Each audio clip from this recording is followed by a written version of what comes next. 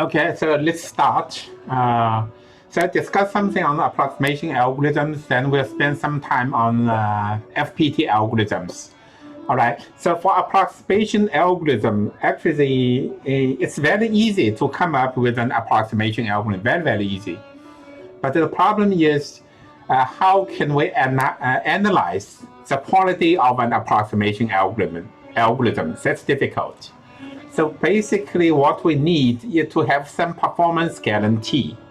That's what we need. So we want to guarantee that even in the worst case, the performance of algorithm is not bad. So for this purpose, we need to measure the quality of an algorithm. So how do we measure it? We use a ratio between the value we obtain from approximation algorithm and from an optimal value. We use their ratio. So for minimization problem, so we use this ratio for minimization problem. We take maximum in the worst case, the value obtained by our algorithm and value optimal value for input. All right. So maximum is taken over all possible I. So we use this one to estimate the performance or give a bound of performance of our algorithm. So of course, this one will be for minimization problem.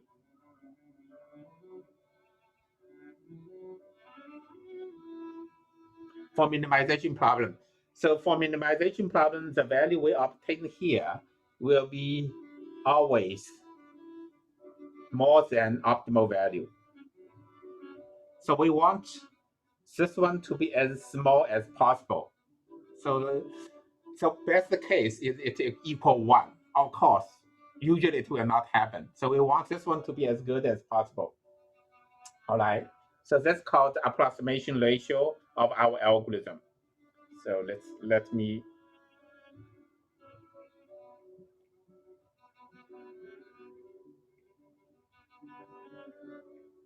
That's called approximation ratio.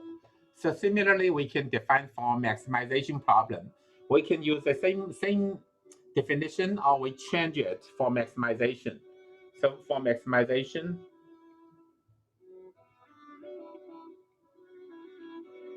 we can change it to this way.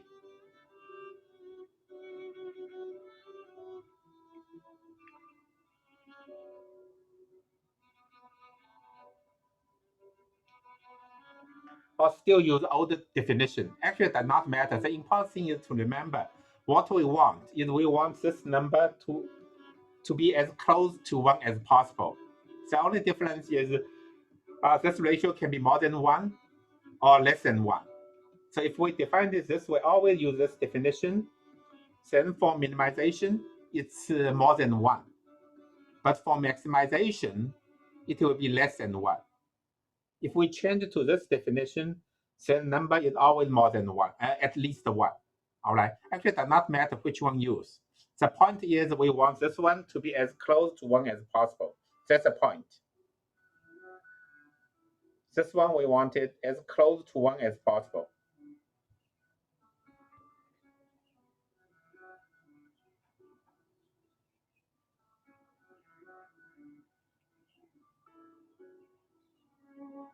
All right. So actually, it does not matter which one we use in the definition. Whether we use this one or use this one, actually does not matter. You can tell whether it's a minimization or maximization. And the point is we want this one to be as close to 1 as possible. All right. The point is we use a ratio to measure the quality of an approximation algorithm. All right. So for the very simple algorithm we discussed last week for vertex cover. Oh.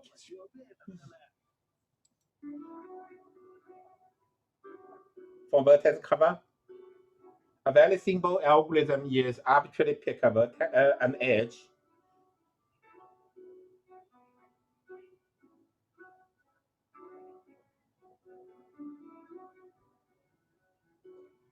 and we add both U and V into solution. So this one, of course, we do it until there are no edge. So this one we can easily show approximation ratio of this one is 2. So we can easily show this one is 2 approximation. Because for each edge, we need to use at least one vertex. So for any edge, we need one vertex. Now we use 2. Our algorithm use both of them. All right, but we know we need at least 2. Or at least 1, sorry.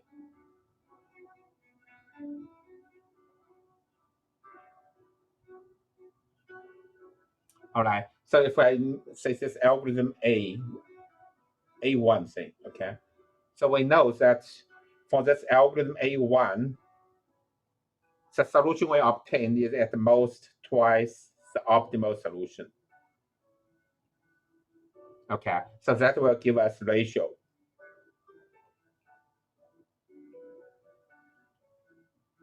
At most 2. All right, now get the idea? So in this case, it's very simple. All right, okay, I will give you one more example. The traveling salesman problem, TSP problem. In general, this problem is very difficult. However, if the weight satisfy triangle inequality, then we can get a 2 approximation algorithm. So what we are going to show is if weight satisfy triangle inequality,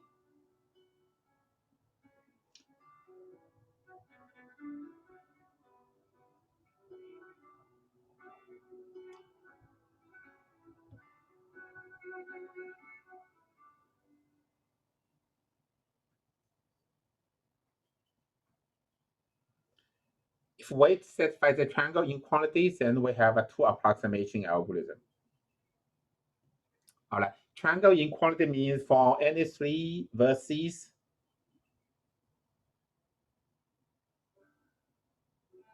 say U, V, W. Maybe no need to use arrow. It's interactive graph.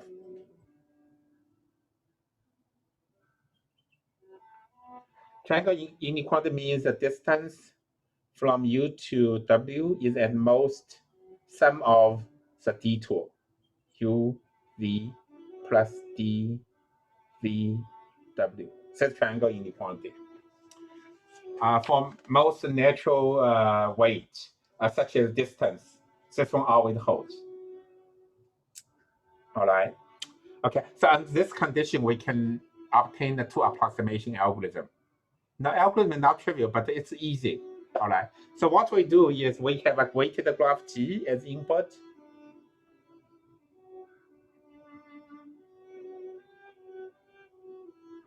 It's a complete graph. Okay. Weighted complete graph. Actually, no need to be a complete graph, but usually the definition say complete graph. So the edge not inside, you can give it weight 0, for example. Okay.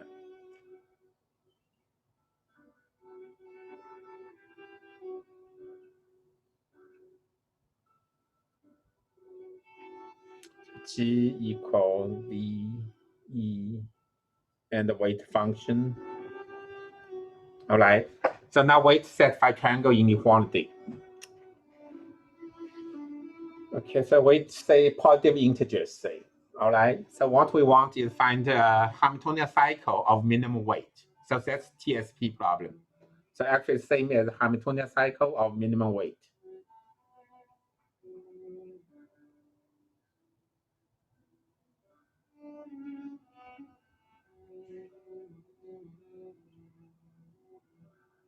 So that's a problem we needed to solve. We know this problem is empty-complete. All right.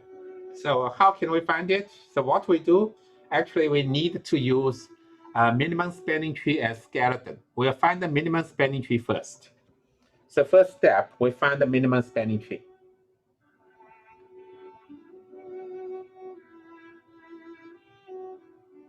Oh, this pen did not work very well.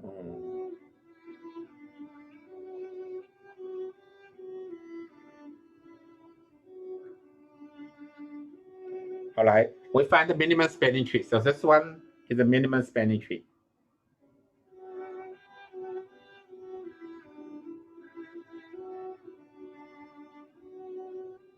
Now you see the usefulness of minimum spanning tree. We know how to find it. All right. So once we find it, what we do is we walk along the tree to find a closed walk.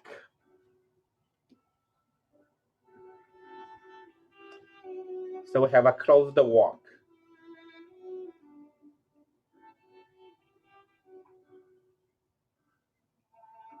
It will contain all verses. So it's a spanning graph. In a sense, it's a spanning graph. So let's start anywhere, all right? Just walk around the tree to form a closed walk. So we can draw minimum span tree as a plane graph. So you embed on the plane, all right? Now we do it this way.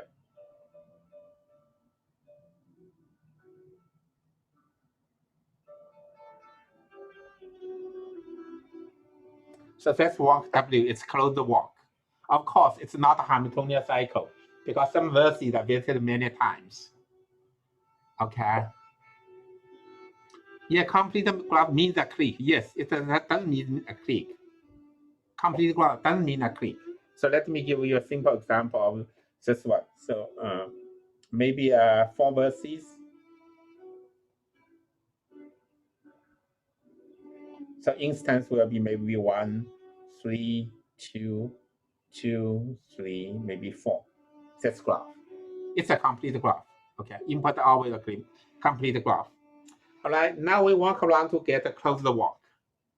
So after that, what we are going to do is transform W into a Hamiltonian cycle. So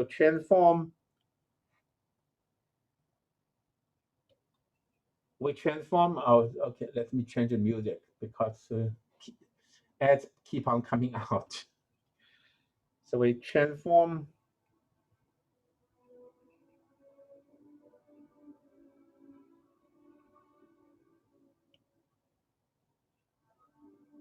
a Hamiltonian cycle by taking shortcuts.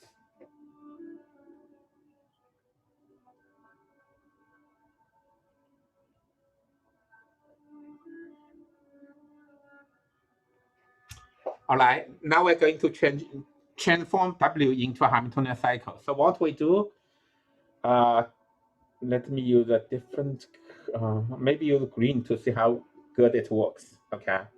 So we follow the walk. Initially we start here, so we can still start here. Follow the red line to go around. So go around,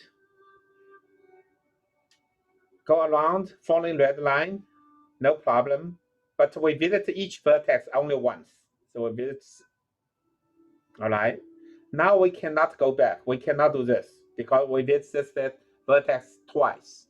So what we do is jump to the next unvisited vertex by taking shortcut. We jump here.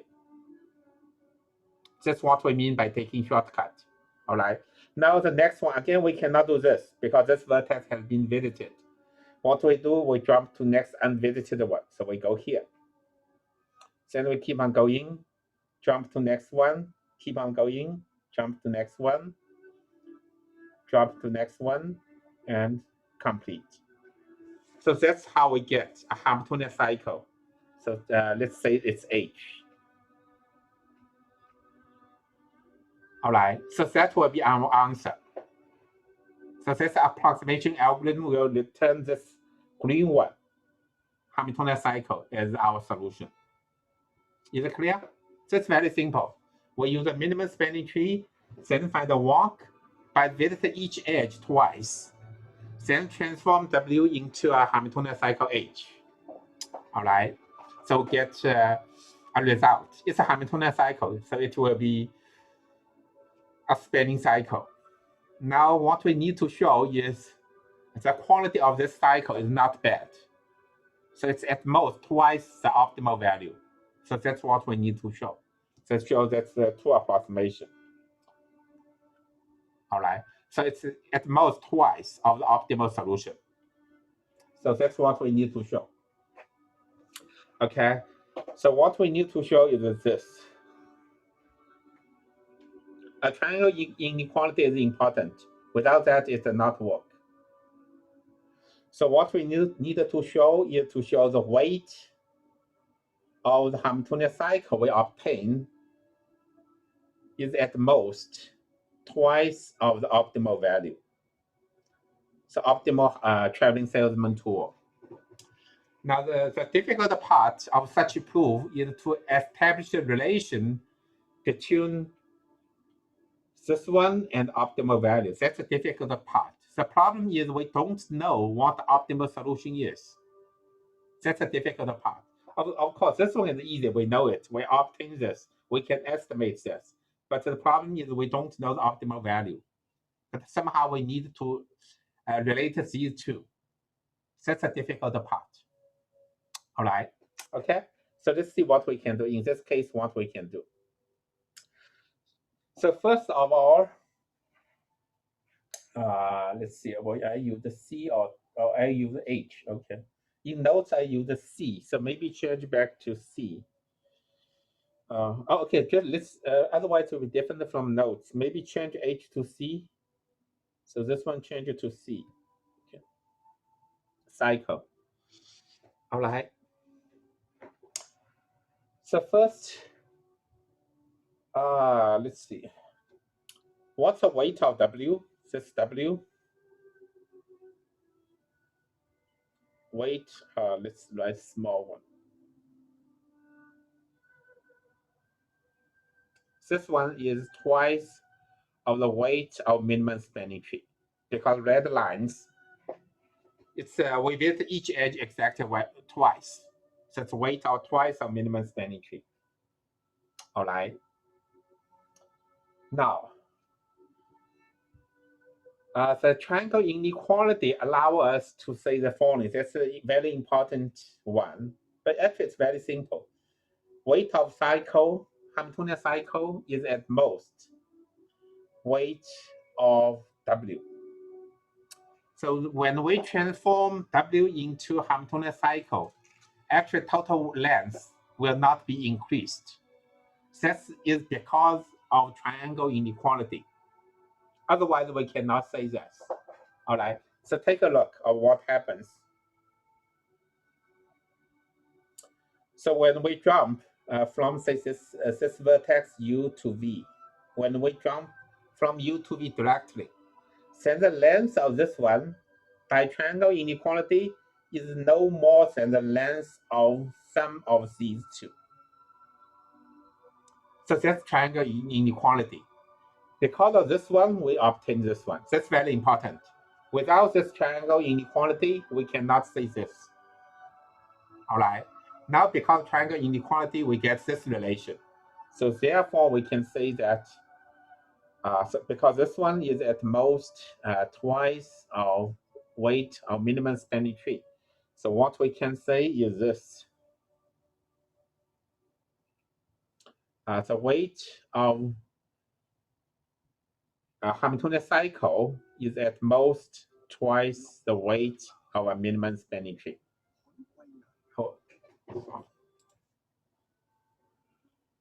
All right. Now, on the other hand, we have to relate this value to the value of optimal Hamiltonian cycle, so the minimum Hamiltonian cycle, the TSP tool. So how can we do this?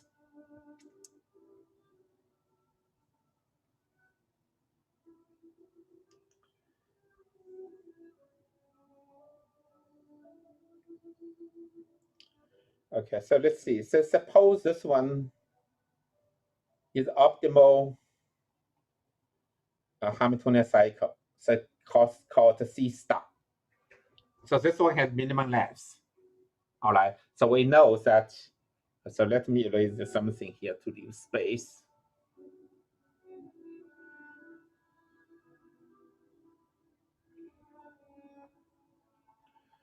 All right. So what we want to know is weight of C star is less than equal to weight of C, because we know C star is optimal one.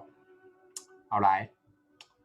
Now, how can we relate weight of C star to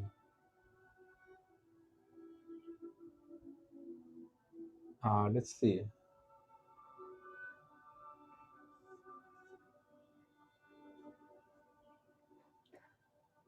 To the weight of minimum span tree, somehow something is strange here. Something, maybe weight of this one is weighter than this one, of course.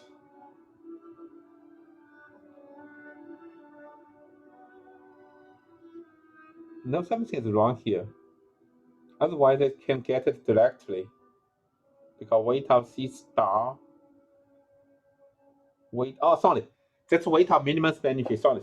Yeah, okay, sorry. No, this one does not help because that's weight of minimum span tree. It will be used. All right. Now we need to relate it to the value of optimal one. Okay. Now let's see. If we delete one edge here, if we delete one edge from this one, so if the other edge here, we delete this one, what we get? We get a pass. All right. We get a pass, a Hamiltonian pass. So P is a Hamiltonian pass. What can we say between the weight of Hamiltonian pass and the weight of a minimum spanning tree? So this one actually does not help us for the time being. What can we say about this one?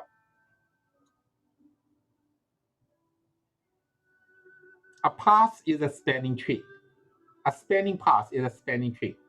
Now T is minimum spanning tree, so we have this one.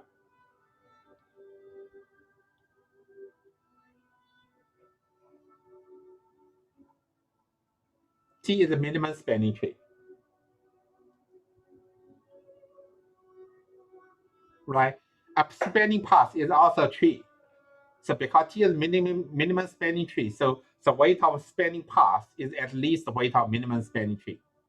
So that means weight of C star is more than the weight of minimum spanning tree. So that will be give us weight of C star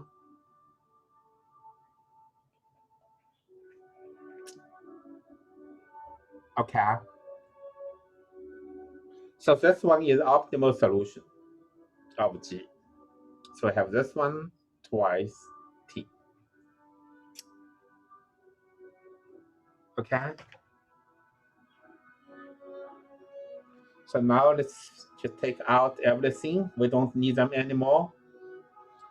So what we need is this one and this one. So all others, no need.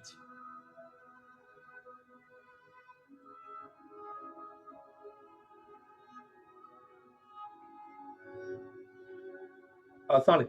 This H, yeah, I forgot I changed it. It's C. Okay. So this one is C. It's not H. Instead, we use the C. All right. Okay. Now this one no need. So from these two,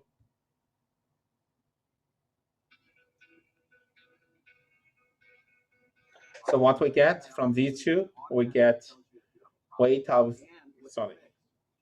Actually, exactly we get this one. So actually, exactly we get this one from these two together, right? So that means the algorithm to approximation algorithm. So from here, we see that our solution divided by optimal solution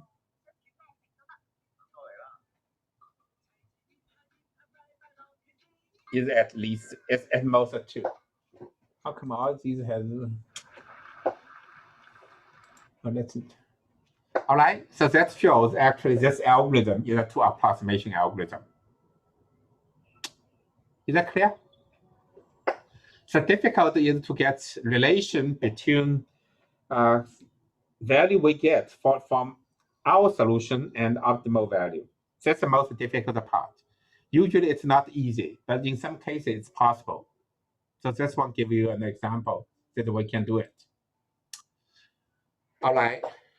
Now, how about the general case? If we don't have the triangle inequality, for general TSP,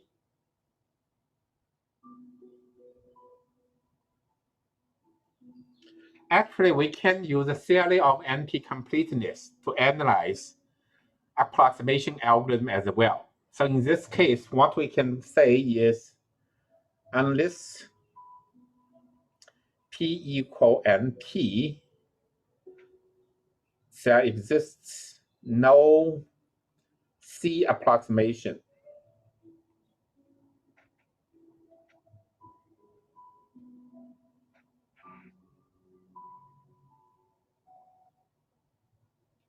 For any C, for any constant C.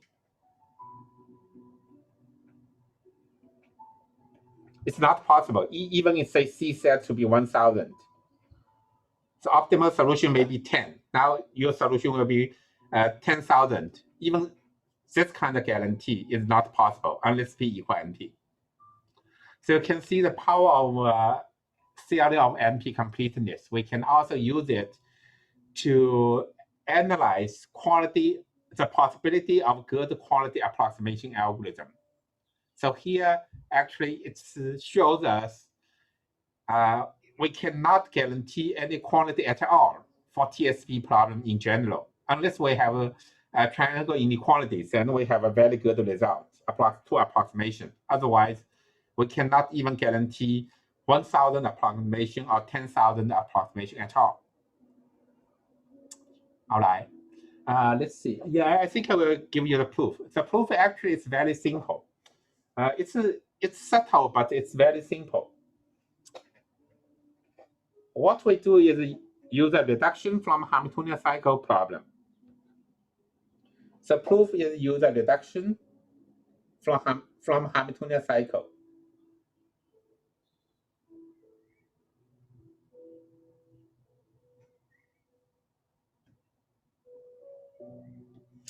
All right. So from Hamiltonian cycle problem, we construct a graph. And suppose we have a C approximation for this graph, then we can solve Hamiltonian cycle problem in the original graph. So from G to our new graph G star. All right. The idea is if G has Hamiltonian cycle, all right. Also, sorry, I should not, perhaps I should back up a little bit. Later on, I will say this one. Okay, so for the time being, perhaps I should not say it in this way. I should say, rather, I should say in this way. So if we have a C approximation algorithm for TSP,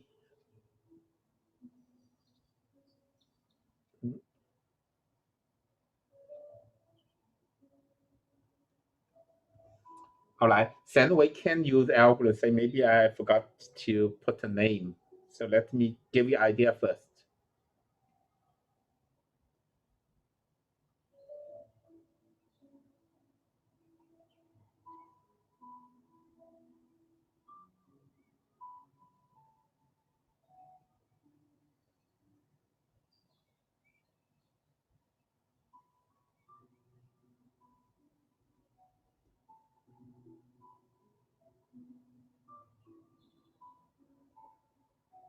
Okay, so let me put it in this way. So if we have a C approximation algorithm to solve TSP problem for this G star, so if we can do it on G star, then we will be able to use this algorithm A to tell whether G is Hamiltonian or not. So if this algorithm A runs in polynomial time, when we talk about approximation algorithm, we always mean polynomial time algorithms. All right. Then we can use this algorithm A to solve Hamiltonian cycle problem for G in polynomial time. But because we know Hamiltonian cycle is NP-complete, so that's impossible unless P equal NP. All right. So here it's a reduction, but more like we're using this algorithm A as subroutine. But in this case, actually, it will be same as reduction. But in general, we use it as a subroutine. All right. So construction is actually very simple.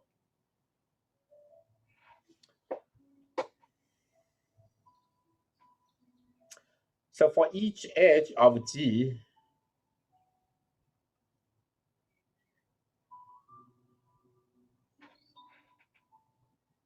the weight of edge equal 1.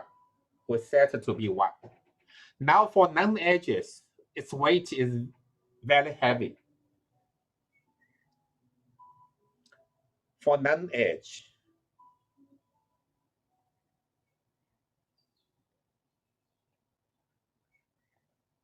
Cn. Okay, so because of this particular setting of weight, so what does that mean once we set it? So that means if G is Hamiltonian, let's put in there for if.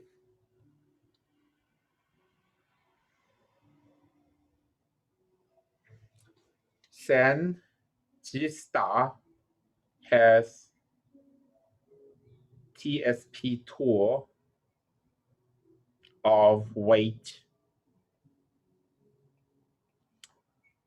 exactly n.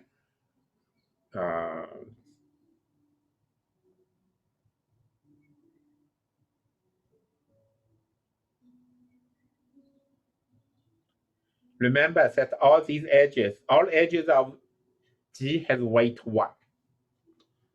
So if it's a Hamiltonian cycle, I just take that Hamiltonian cycle from G star. So the weight will be n. All right. Otherwise, I have to use at least one non-edge. Otherwise, I have to use at least one non-edge. So that's the point. That produces a huge gap.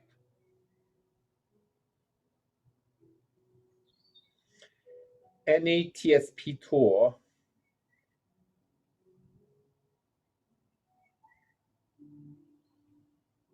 G star uses at least one non-edge of G.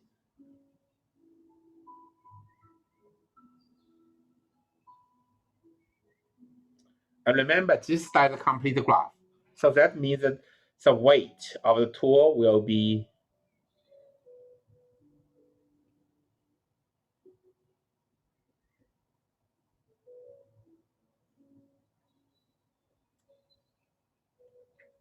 all right, at least Cn. Okay, now compare these two. N and Cn, their ratio difference is more than C. If you compare these two, the ratio is more than C. So what happens is, if the optimal tool we obtain is less than Cn, then we know G has a Hamiltonian cycle. If more than Cn, we know it has no Hamiltonian cycle. So then I can go back to this one. So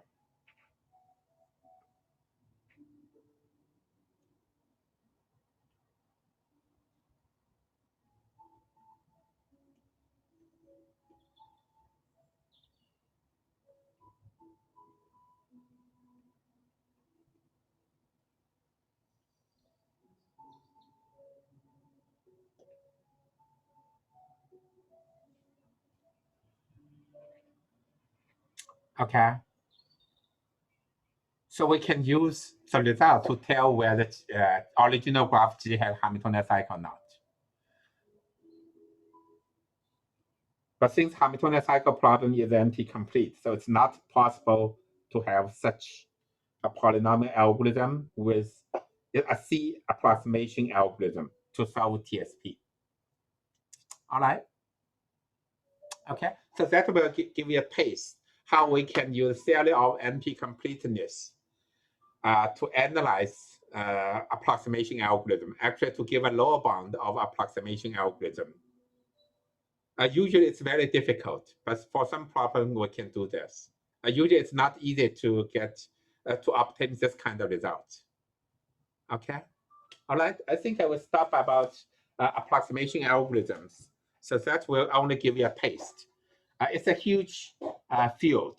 There are a lot of work every year, maybe hundreds of papers on approximation algorithms. So we're only able to give you a taste of approximation algorithm. All right. Okay. All right. So let's continue. Yeah, I don't think that we can finish at 6:30. So we'll be. I will definitely stop before 7. Okay. So regardless of how far or how much we covered. I stop at 7. Okay, so you have time for dinner. All right. Okay, so next, yeah, I will talk about FPT algorithm, fixed parameter tractability. That's the next topic because, as I mentioned, there are basically 3 main ways to cope with NP-complete problems. Is one is approximation algorithm. A second one is FPT algorithm. And third one is special cases.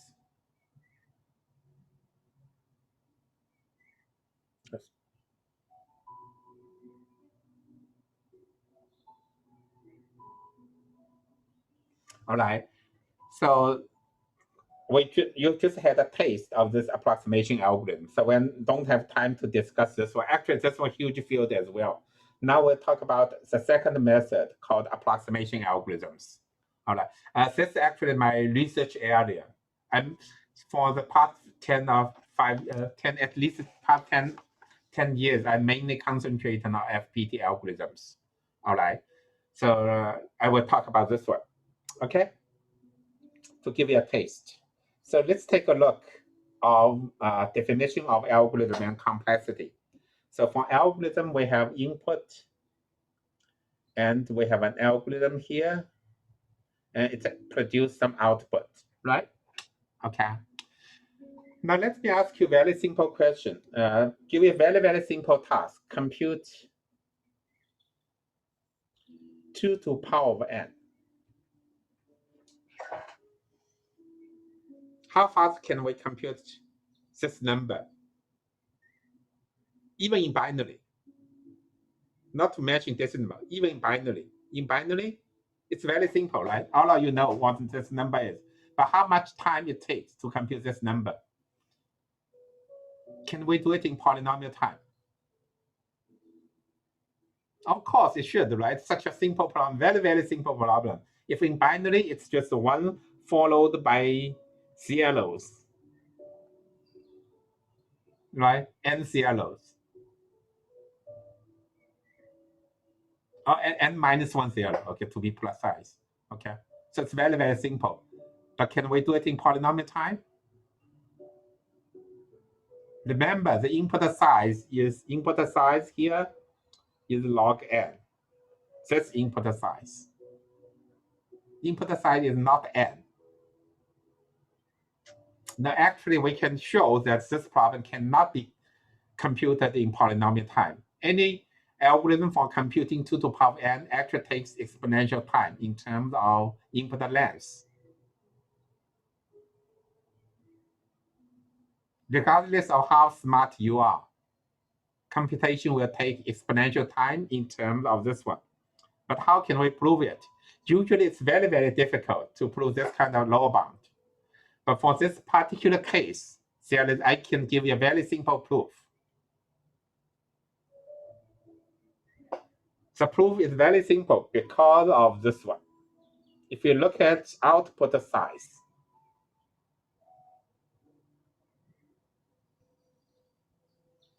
what's output size of this one?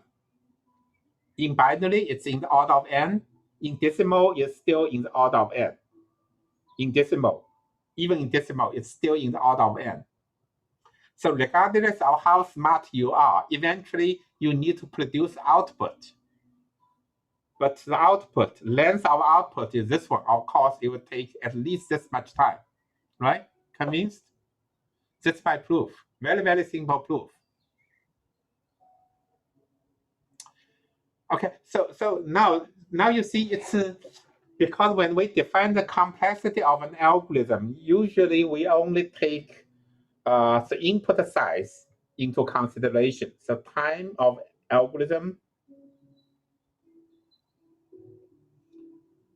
we measure it in terms of input length only.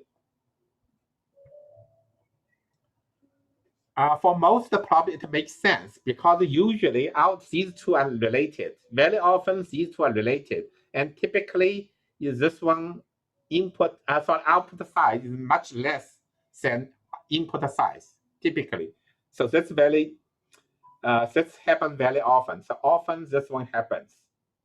So then we will not notice the strange things, strange phenomena. But sometimes these two may not be related, or sometimes maybe output size much larger than input size. It's also possible. For example, for counting problem, all right, or enumeration problem, we need to prove to output all possible solutions. Then the output size may be even much larger than input size. All right. So then this measurement actually not good. A more reasonable measurement actually is to take both into account. Agree? Take both into account. We should analyze running time of algorithm in terms of both input size and output size, because it makes sense. For example, for this one, it makes perfect sense. All right.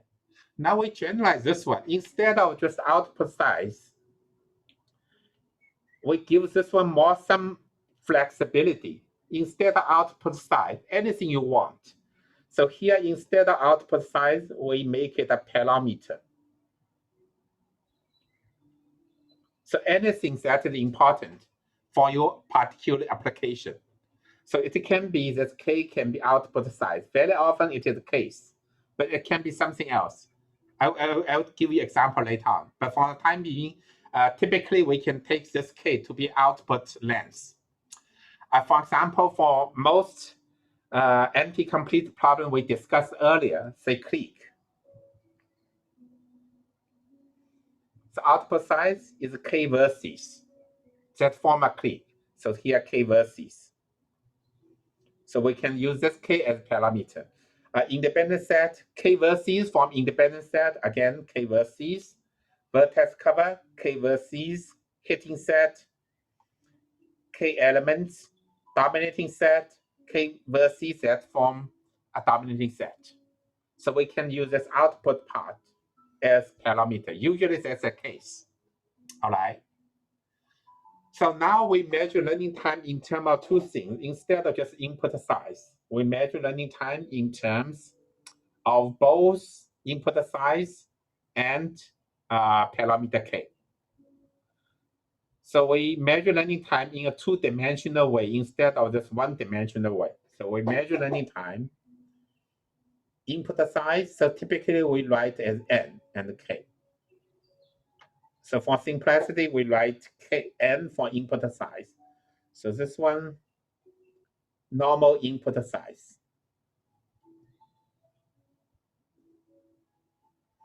And then K is parameter.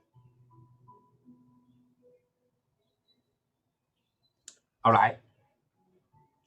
So instead of using the one-dimensional way to measure learning time, now we take the two-dimensional way to measure it to see how the problem depends on both N and K. All right. So let's see. Let's focus on the particular problem that, say, for example, vertex cover.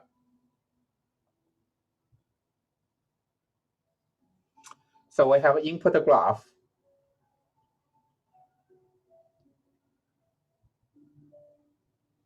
So G. All right. So N is the size of this graph. So of course, for a graph, typically we use M for number of edges, N for number of vertices. So since this N will be N, typically we use M plus N, and this as this N. All right, when we measure learning time N, K. So actually this N, maybe I use the N star here. So this N star, then the size of input should be M plus N. But anyway, this N input size part is related to the real input, the size. Then we have parameter K. So here K is the size of vertex cover. So size of vertex cover. So K vertices that cover all edges. Then we measure learning time in terms of both N and K. Okay. So for simplicity, I will write N and K instead of N star. So that's how we measure learning time. Now we use this two-dimensional way to measure learning time. Okay. So what do we see? So this one will be function of N and K. So can it be a polynomial in both n and k? Is it possible that it's a polynomial for both n and k?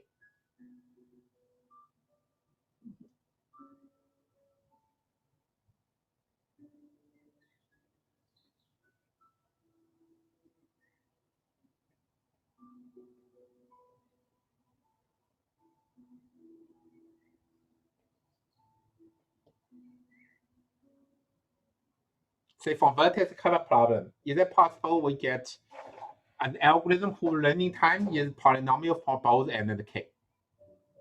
So before we answer this question, maybe look at a very simple case. Suppose I want to determine whether G has, oh, so this pen did not work very well. Say 4 vertex cover. I give you a graph, ask you, is it possible to cover all edges with 4 vertices only? At most 4 vertices only. How fast can you solve this problem?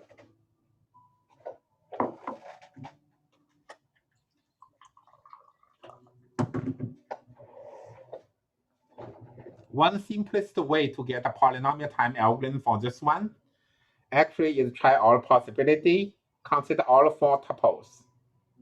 For each of them, we verify whether it's form a vertex cover. So verification actually is easy, m plus n time. Actually can do better. So let's say just m plus n for verification. For each of them, we check whether it form a vertex cover. All right. So it can be done in this much time. It's certainly a polynomial algorithm, right? So we can generate this idea. So if I want to find the vertex cover of size 10, I can try all possibility and get a polynomial time algorithm runs in this much time. So in general, is if a C vertex cover, so C some constant.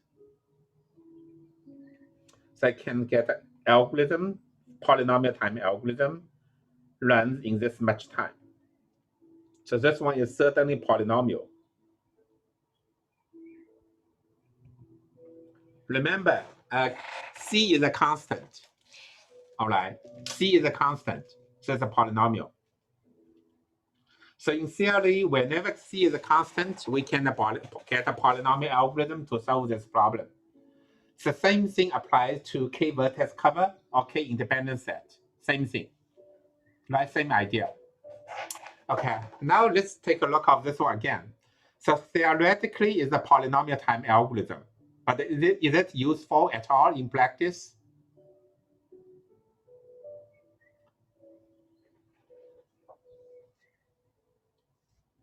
So in practice, is it useful at all?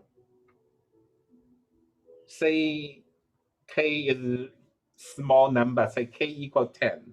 Oh, sorry, C is a small number, say C equal 10. All right, so we get a polynomial time algorithm is runs in this much time. I suppose we even ignore this part, okay? So even ignore this part, so make things easier. So we just roughly estimate it, so it takes this much time. Now in practice, is it useful at all? So say n equal 100. It's a very small graph, only with 100 nodes. In practice, it will be much larger. All right. Now, how much time it takes? Roughly, it's n20, n to the power 20.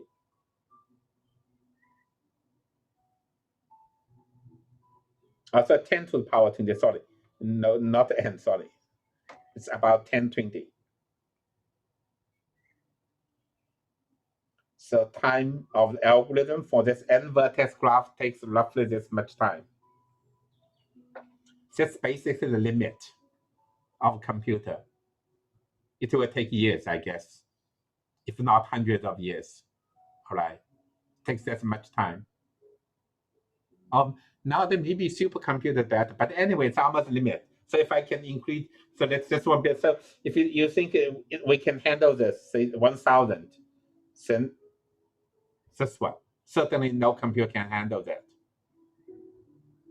All right, 100 will be good, almost good enough, I think. 120, 10 to 20, because number of particles in the universe is in this order, I think. It's almost impossible. So you see, this polynomial time algorithm is totally useless in practice. So theoretically, it's polynomial. And it's really very stupid. It's just exhaustive search. It's totally meaningless, basically. But in theory, it's polynomial. Okay, so what we know, you go back to this question. So if k is a constant, we can get a polynomial time algorithm to solve the problem. So it's totally useless in practice. But in theory, we can do it. Okay. Now, going back to this question, whether it's possible we get an algorithm whose time complexity is polynomial for both n and k for vertex cover problem.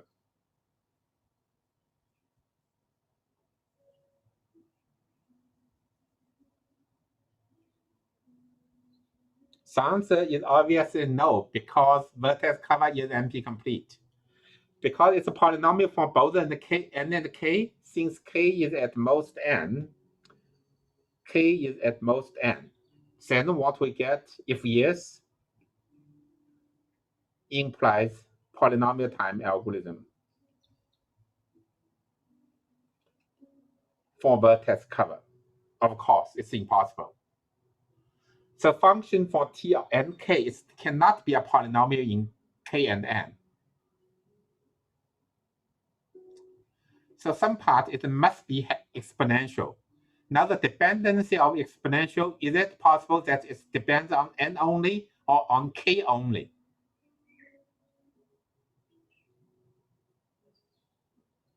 So it may be very bad for k, but maybe polynomial for n. So it is possible that algorithm actually is very bad, say 2 to the power k, but for n part, maybe n squared. Is it possible we get this type of algorithm? Or maybe even worse, sometimes it can be very bad, say k to the power k, n factorial. So that's basically maybe for sequence, it's k factorial, n squared, or something like this. So is it possible? So this one we know it's out. So this one is it's out. So it's out. Okay, it's out, really out. So not possible. Now we ask whether it is possible we get algorithm runs in this much time. So it's very bad for k when k is large, but for small k, actually very good. So this one is exponential in k.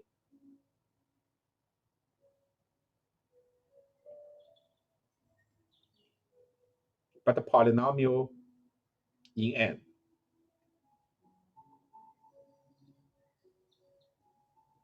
In the input size n. So what it means, the problem is difficult is because of parameter k. It is not because of input size. So actually what it says is the problem is NP-complete. We know it's difficult, but the reason is not because of input, rather is because of the parameter k. So the bad guy is this parameter k. All right. So if we have this kind of algorithm, we know it's still exponential, but it's in k only. So then when k is small, it can be useful when k is small.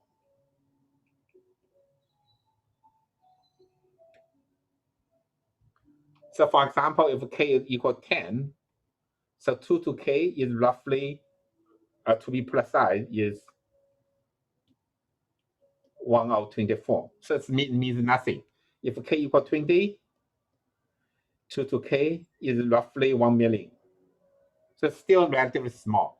Nowadays, computer can handle about, I think, 10 to 18 or something flips per second. So that's a number of flips, basic flips. So of course, we have no problem to handle this. All right. So you see, when k is relatively small, it's very, very useful. And in practice, for many applications, and value of k cannot be too large because of application, because the restriction on the resource. For example, each vertex, for vertex cover, each vertex we use in the vertex cover is cost some money. So because of limit of budget, the vertex cover cannot be too large. If it's large, then we cannot do it anyway. For example, if we want to monitoring communication lines of a communication network, if we want to monitor these communication lines, so actually we're looking for a vertex cover problem. So once we put a device here, it can monitor these communication lines. All right. Now, regardless of how big or small the vertex cover of this whole network, if we can only afford, say, 10 such devices, so the problem we really need to solve is to determine whether the whole network has a vertex cover of size at most 10. So that's why this one will be very useful for some applications, because usually for many applications, for some parameter, this parameter will be relatively small. Since this kind of algorithm will be very, very useful. Okay, so that will lead us to the definition of FPT algorithm.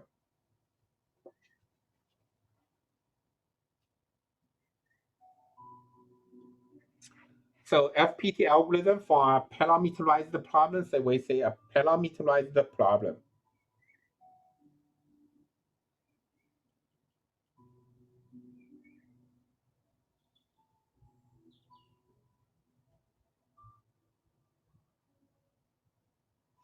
That contains a normal input and a parameter k.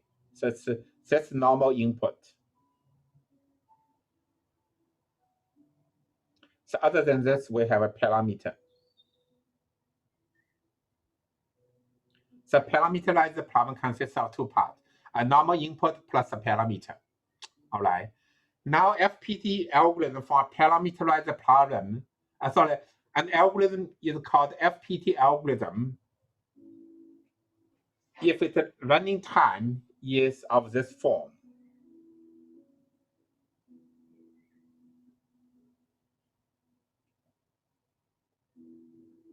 So running time here for n is a polynomial.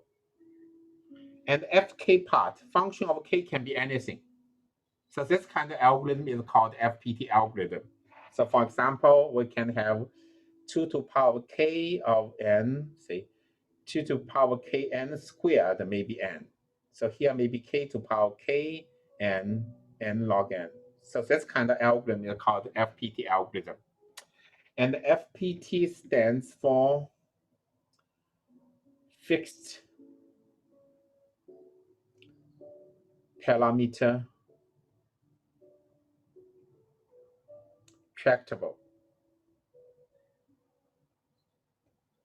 That's the meaning of FPT. So when it means when parameter is a constant, then it's a polynomial time algorithm. Actually, it's more than this, not this kind of thing.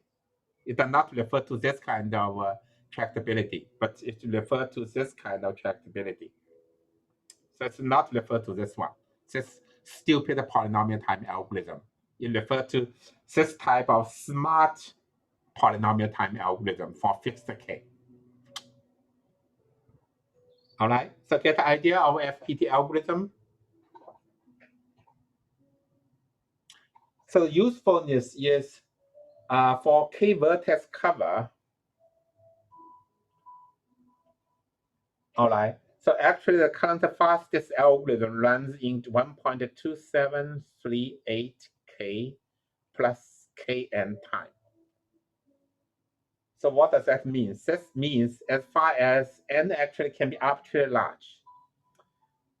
Is this large enough for n? So k, if in practice, k 150. So it can solve vertex cover up to size 150 in a matter of minutes. So that's a matter of minute. For many applications, k will be much smaller than 150. So in practice, actually vertex cover problem really can be solved very quickly. So that also means clique problem, independent set problem in practice can be solved very quickly if the number of vertices is in the range of 150. So that implies if in practice n less than 150, both vertex cover, independent set, and click problem. All these three problems can be solved in a matter of minutes. So we can find optimal solution for these three problems when number of vertices is at most in the round at most 150. So in practice, in a matter of minutes, we can find the optimal solution. So the problem is NP complete. So that shows the usefulness and importance of FPT algorithm. All right, now NP complete problem can behave quite differently with respect to parameters. So for these three parameterized problems, so vertex cover, independent set of size k or k click, same thing, okay, and the dominating set of size k.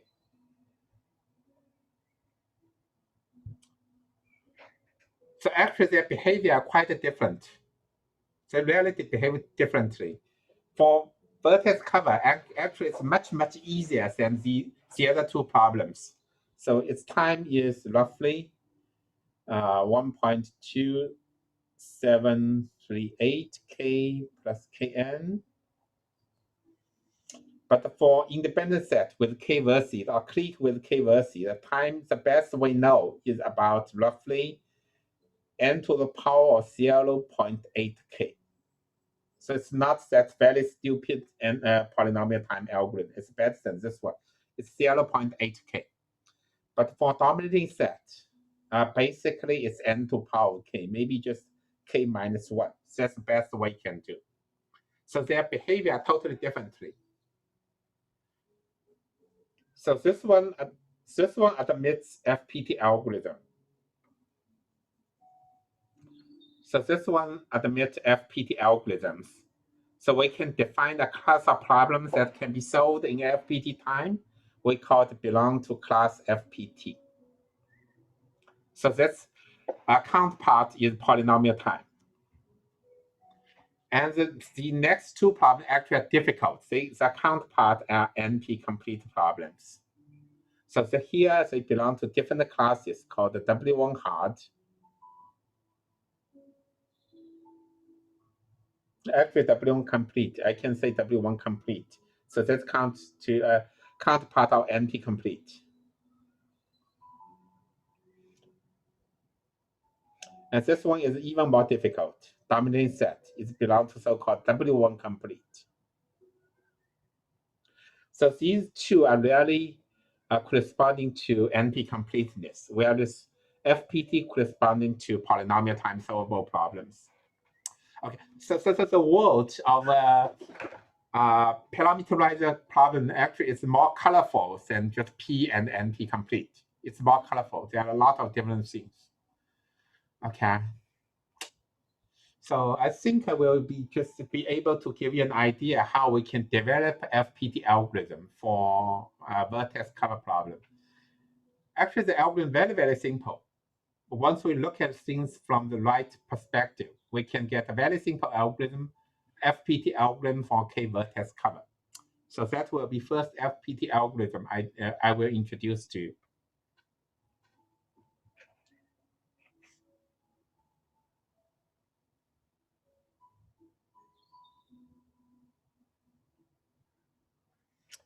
So that first algorithm will run in this much time.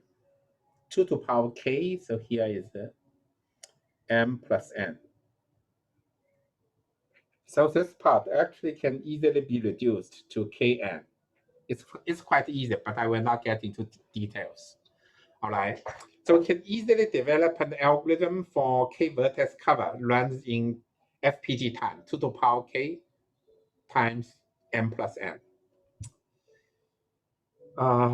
Once I tell you the algorithm is, yeah, it's trivial. Yeah, it is trivial, but actually the story behind it is quite interesting. Actually, before that, yeah, I'm afraid I don't have time to get into that. Very famous people worked on that problem, try to get an FPT algorithm The algorithm they get is FPT time. They can get an FPT time algorithm for vertex cover, say M plus N. Okay. They know how to get an FPT algorithm for vertex cover, but this one is not even practical.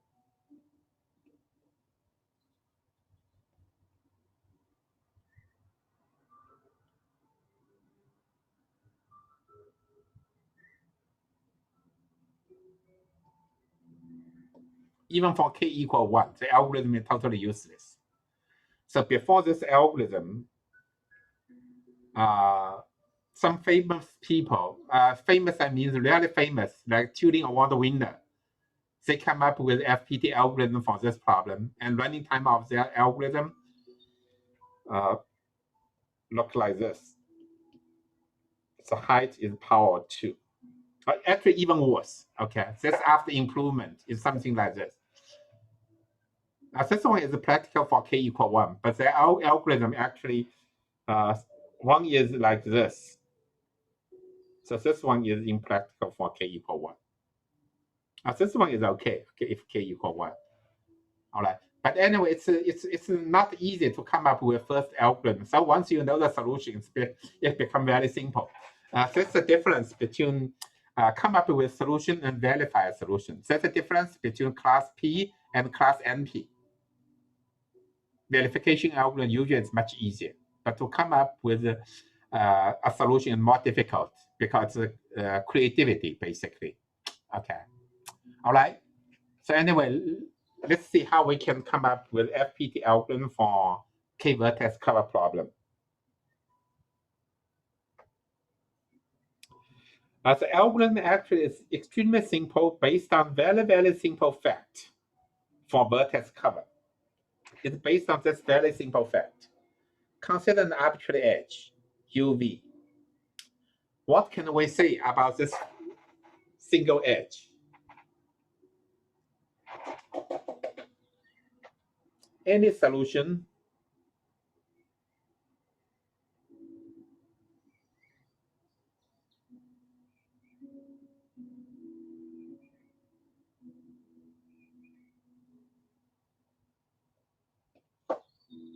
It's very simple observation. Any vertex cover must use at least one vertex, either U or V, right, in order to cover this edge. So if we look at the situation, the actual situation will be actually 3 possibilities. Either use this end, or use this end, or use both ends. So actually that's good enough to allow us to get an algorithm with this much learning time. So what we do is to build a search tree based on this fact.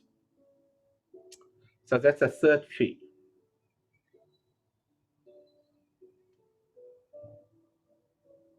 So we start with a vertex, build a search tree. Okay.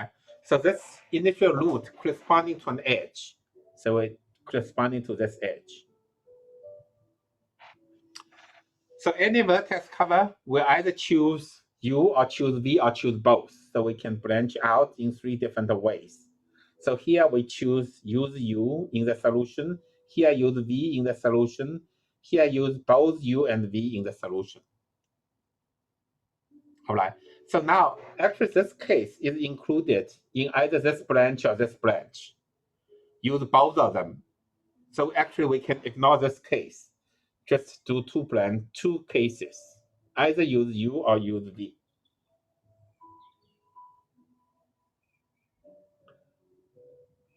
All right. So what happened? Let me use a particular graph to illustrate how it works.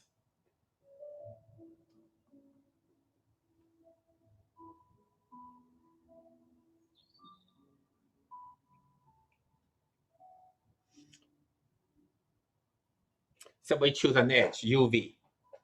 All right. So if we choose U, what happens is I include this vertex. Since these edges will be covered, since our problem reduced to this smaller graph. All right. So in the left branch, what happens is I only need to consider this graph with k now reduced by 1. Here k minus 1.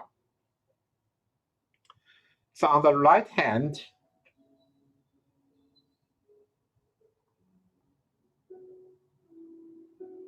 okay, sorry, suddenly everything is gone. If I use V to cover it, it will cover these two edges. So graph will be reduced to this one. So this side, it will become this one. So again, K minus 1. Because we use one vertex already. Here use the U, here use the V. Now we use ideal recursion, carry on. So we go further. So for this one, we again branching out in two different ways by choosing an edge. For example, we choose this edge, say X, Y. All right. So here will be, solution will be either UX, here UY. So if we use UX, so the graph will look like this. If we use UY, the graph will just look like this. So now become K minus 2.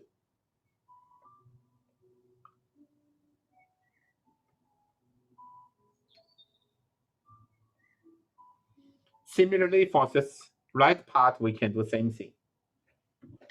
So how far do we need to go in order to determine whether this graph contains a k-vertex cover? How many layers do we have to go? At most k layers. If we get an empty graph at the bottom, then we find the vertex k, find the k-vertex cover. Otherwise, the graph does not contain a k-vertex cover. All right. So we can use this search tree because its height is bounded. So we call it bounded search tree.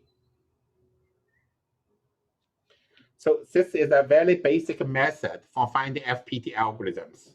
So we can use this bounded search tree method to find the k-vertex cover or to determine whether graph contains the k-vertex cover in this much time.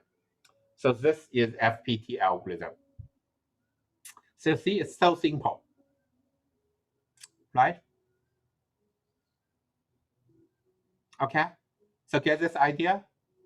So actually, once we get this algorithm to solve k-vertex cover in 2 to the power k time, we can do better. We can easily improve it. So I give you further example. We can improve it to a number related to Fibonacci number, golden ratio. We can improve it to this much time.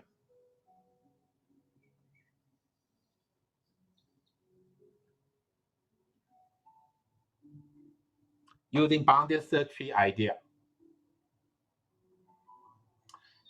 So the idea again is very simple. Now instead of consider a single edge, so that's give us 2 to the power k. All right. Now we consider path of length 2. How do we cover this path? There are two different ways. One is use this vertex. Another way is use both ends. All right. Now our search tree can branch out in two different ways. So find such a path. So here will be kn minus 1, here kn minus 2. So here I branching out k minus 2, here k minus 3, here k minus 3, k minus 4. Do you see something similar to Fibonacci number? Then the time complexity of our recurrence will be tk equal tk minus 1 plus k minus 2 plus something. So that's a time needed for nodes. It's a function of n. Say linear, maybe linear function of n. So do you recognize this part? Fibonacci number, recurrence for Fibonacci number. That's where we get this number. So that's the idea of bounded search tree. That's very basic method. All right. Okay. So since our limited time, I will not have too much time to talk about other techniques. So let me tell you different techniques, giving names. In fact, there are more tools for designing FPT algorithms. Tools for designing algorithms. So we have a bounded search tree.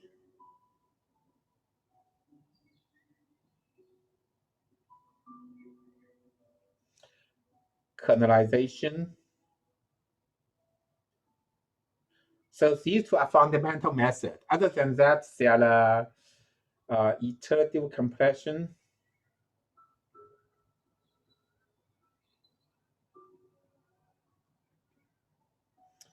a color coding method,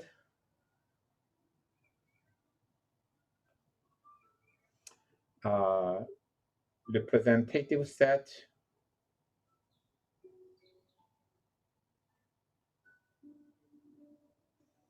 random separation,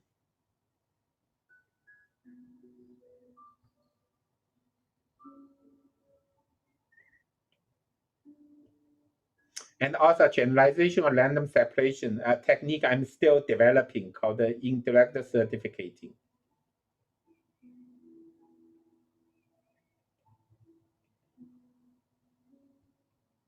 So at least these 1, 2, 3, 4, 5, 6, 7, at least these 7 methods. There are others. So these are maybe more useful method or fundamental method. And compared with techniques for designing polynomial time algorithm, actually we have more tools for designing FPT algorithms.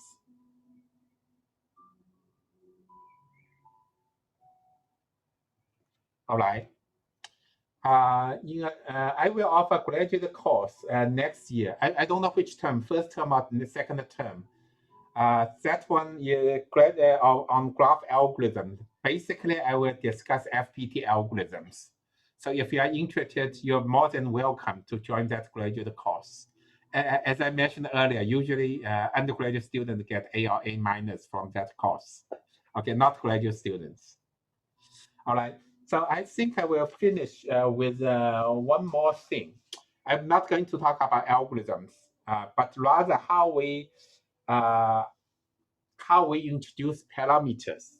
Actually, parameterized problem really open for many new problems.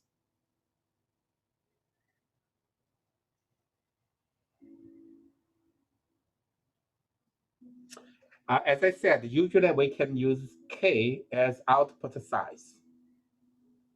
Very often, K is just output size. Say K click, K vertex cover, K independent set. Actually, it's much more than that. So let's consider K vertex cover problem. We can have many different ways to introduce parameterized problem. By using different parameter, then we create a new problem. Their complexity really varies. For example, for weighted graph, we can ask a vertex cover of weight. Well, so this pen. Oh, okay, that's the last lecture. Maybe it's time for the pen to take a break. Okay, of total weight.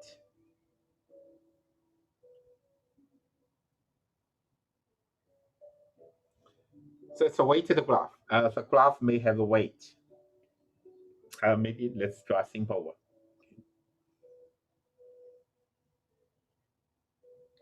one. For unweighted graph, of course, we use central vertex to cover all edges, right? But if the graph is weighted, vertex has weight, maybe this one is 10, this one is 1, 1, 2, 3. So then to cover all edges, actually it's better to use, suddenly it's time to have a break, I think, to not work. So actually it's better to use these vertices to cover all edges because total weight will be only 7 instead of 10. So that's one way to parameterize it for weighted graph. Okay. The second one is duality. Instead of vertex cover of small size, we can looking for a vertex cover of large size. Does the graph has vertex cover of size at most n minus k? All right. Now intuitively, which one is easy? K vertex cover. I'm looking for a vertex cover of size k. So here I'm looking for a vertex cover of size at most n minus k. So intuitively, which one is easier? Intuitively, this one should be easier, right? You allow me to use a lot of vertices. Here I can only use k vertices. But surprisingly, actually, this one is very difficult because this one equals same as k independent set or k clique, which is like NP-complete problem for parameterized complexity. Actually, this one is very difficult. But this one is another way to introduce a parameter. It's a dual. So instead of small size, we're looking for very large size. So this kind of parametric, it's called a parametric dual. It's a parametric dual problem. Okay. Now we can also think about this problem. Typically, when we have a budget constraint, I can only use k vertices. So naturally, then I want k vertices to cover as many edges as possible. So find k vertices.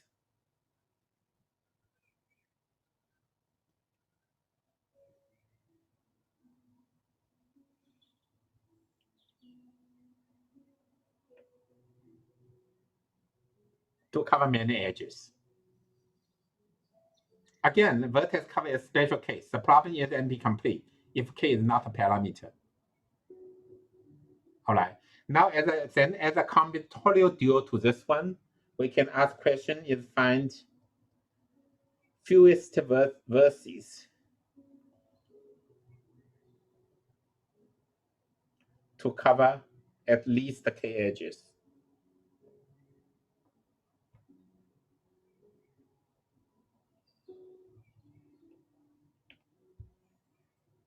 So that's a different parameterized problem.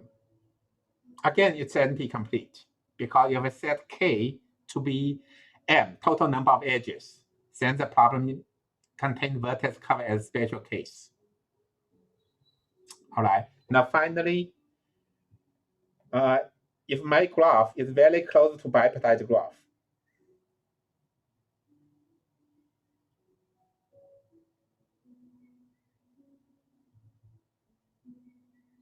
so this is a bipartite graph. For bipartite graph, we know how to find the minimum size vertex cover by using matching technique. But suppose I know that my graph is very close to it, just has k extra vertices here. So here k vertices, at most k vertices here, outside. So it connects to this part. Okay. Now, how about the problem of find the minimum vertex cover of this graph? So this graph looks like bipartite graph. So it's a bipartite graph plus k vertices. So how about the problem find the minimum vertex cover of this graph? So it really can create a lot of new problems and a lot of new and interesting problems. So in this case, for these problems, this one is FPT. What we know is this one is W1 complete. This one also W1 complete, but the complete part is not trivial. This one is FPT. This one is FPT. So really, it's very, very interesting to look at parameterized problem because it gives us a different perspective of problems. Okay. Yeah, I think I should stop almost 7 o'clock because I promised I should stop at 7. All right.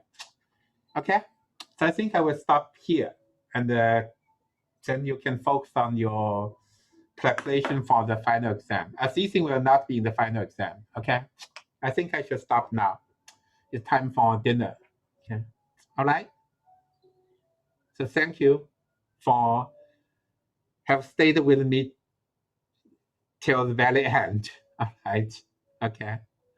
So bye bye. Hope to see you in my graduate course. Okay. All right. Bye bye. Any question at all? Okay, bye bye. That's it.